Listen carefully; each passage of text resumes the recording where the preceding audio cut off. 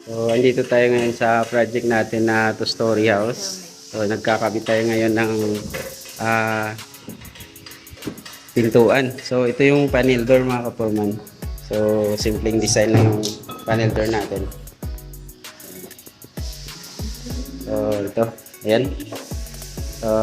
Halos yung tatlong kwarto ay parehas lang yung design. Typical lang. Ayan. Para dito yung sa kabila. Ito naman para dun sa exit door. Ito naman yung isa para dito. At iba yung design ng isang panel door natin. Yan. So para yun dun sa ating CR. Sliding door ito mga kapurman. So, gamitan natin ng kahoy na sliding door. Dito lang sa labas. Dito sa loob. Start na tayo ng tiling. So bago tayo nag-tiles, nag-waterproofing tayo sa ating flooring. Yan. So nakaangat yung waterproofing natin ng 1 feet pataas. At ayan, sa ibaba nag-flooring tayo ulit, then waterproofing naman. Start na yung tropa natin na tile seeker para sa ating tiles ng CR. Sagad dito sa ceiling, hanggang ceiling yan mga kapatid. So naka PVC panels ceiling itong ano natin project. Saka yung drop box niya, yung yung tambol niya ay cement board lang yan.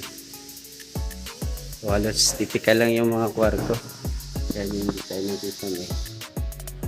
At ganun din dito sa kabila.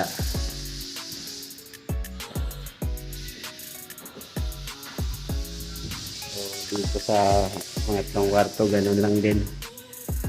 Ganun lang din yung mga design, typical lang. Saka yung tiles, isang tiles lang lahat. Yan, punta sa mga kwarto. Ang naiba lang dito itong sa labas. So ayan mga kapurman, ito yung tiles dito sa labas. Yan. Diretso yan papunta dun sa kabila. So paikot yung terrace dito. Ito lalagyan pa ito ng railings na salamin. Ayan. Skim coat din yung pintor natin dito. Yan, skito yung ginamit natin dito sa labas. Naka waterproofing kasi yan. Tapos minasilya natin skito. Yan, waterproofing yung dark na kulay. At ito nakaskito ito. Ito sa baba kasi yung tinira natin.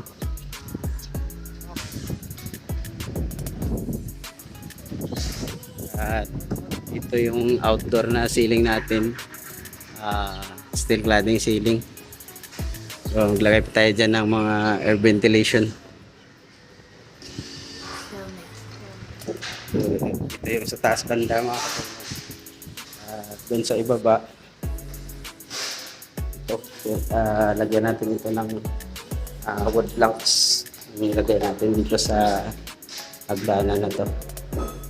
Yan. So, dito sa ibaba naka PVC ceiling din. Yan. Saka 60 by 120 yung tiles natin dito. So makalat mga kapurman. Yan, daming kalat. So, ganyan tayo magtrabaho, makalat. Yan. So mga gamit natin yan. At diretso sa loob yung natin tiles.